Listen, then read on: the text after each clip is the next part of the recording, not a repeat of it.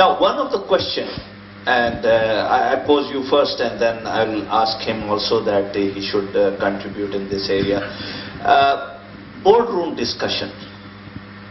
Okay, and I'm talking from a perspective of CISOs and CIOs, that when they are going into the boardroom, what you give 3 to 4 suggestions to them. They should be doing it, because one of the questions always being asked to everyone who is in front of the board is, how much guarantee you can give it to us? Are we secure 100%? And obviously every CISO and CIO says, no, we are not. So question to you is, how you can give advice to these people that what discussion should be in the board, and how board should participate in a various ways and contribute. Sometimes there is a difficulty on a funds, allocation of funds, putting the funds into the right priority areas. How CISO should convince to the board to get the funding, and boardroom discussion should be. Oh, that's a very good question.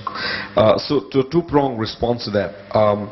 First prong response is that I think boards in Malaysia are beginning to become very active, asking these questions about cybersecurity. It's a trend across the world, but at least, as you all know, EC Council has a certified CISO certification and a CISO magazine that is read by 7,000 CISOs around the world.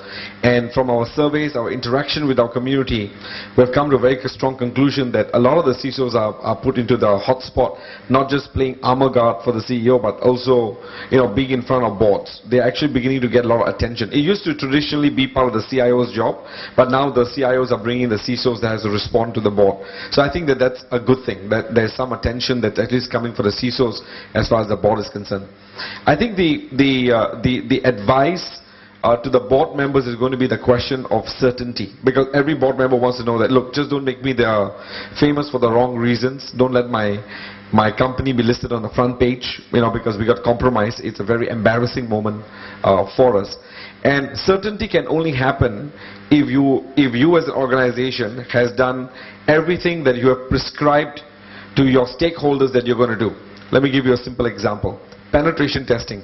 The most common word in cybersecurity and the most badgered, underperformed, overly publicized role in an organization is one of penetration testing. Because penetration testing has become a commodity. Right now, I'm pretty sure you all know what penetration testing is, so I will not even bother talking about that. But I think you know that when a corporation today calls for a penetration testing RFP, is now down to price. Okay, how much are you? 45,000. How much are you? 4,000. How much are you? 2,000. Okay, you got the... But no one's going to ask who is really your pen tester. And what has actually happened in an organization, which affects the board eventually, is that they have now started trickling penetration testing down to ethical hacking down to scanning. And they start giving scanning reports. Here are 50 pages of scanning reports. And the board says, oh yeah, a lot of work. Oh, it's very good. Yeah, but I can do a quality scan myself, remote. Press the button, go to sleep, wake up in the morning, print out and say, here you go. So that entire focus of certainty has been thrown out of the market. And it's for this reason that last week you may have seen this announcement. We have launched the world's first hands-on proctored penetration testing exam. See, pen testing is very complicated because you can't do it in 2 hours, 3 hours, right?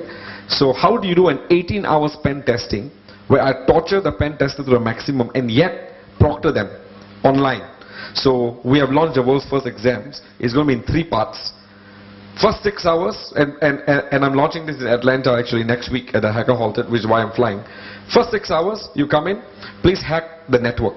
Show us what you've got. And we are watching you with a live video feed.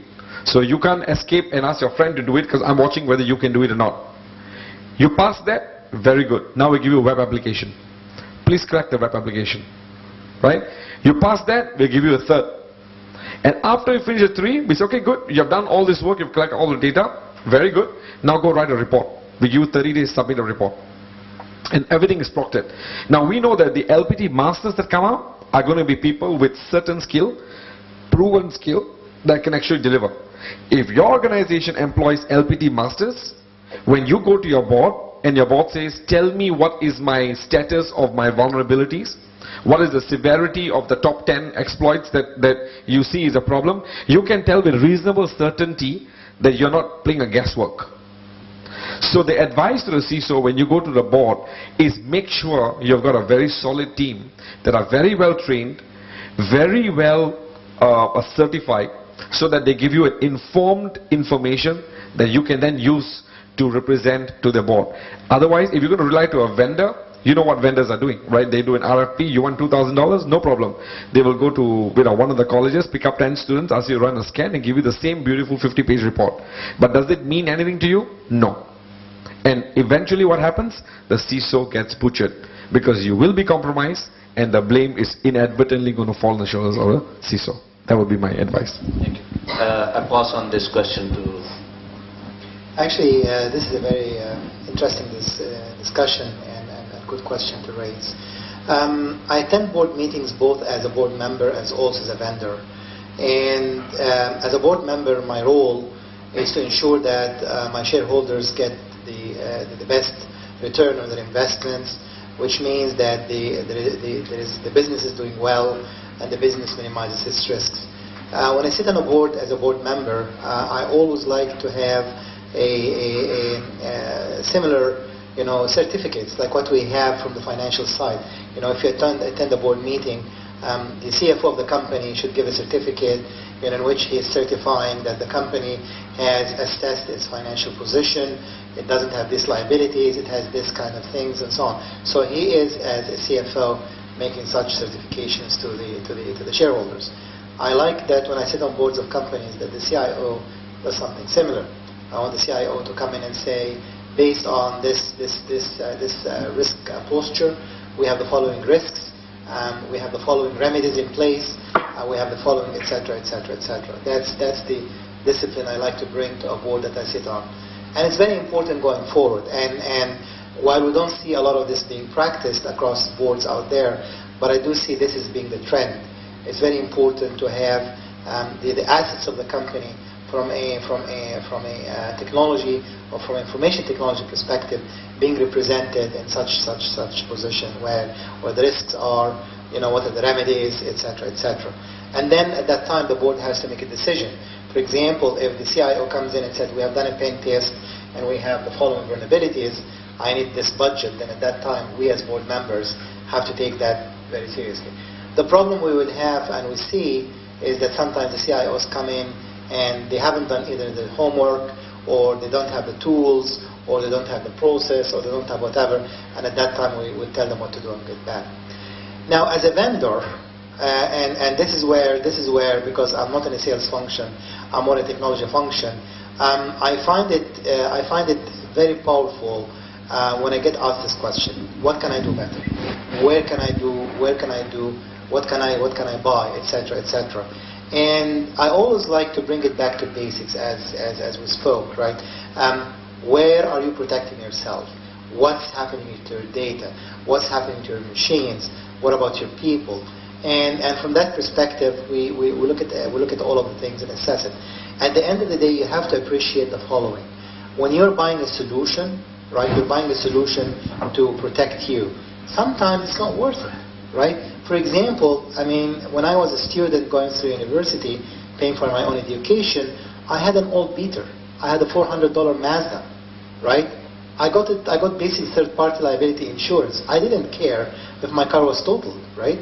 As long as I don't damage others, I didn't even insure my car. I was just protecting the liability. But when I drive a fancier car, I care about the car, right? That's where I go and buy insurance and so on. So the same thing applies to the questions that we get asked as vendors. You want to look at what needs to be protected. You want to look at your assets. You want to look at your information. You want to look at your people, and have a very objective analysis, cost-benefit analysis.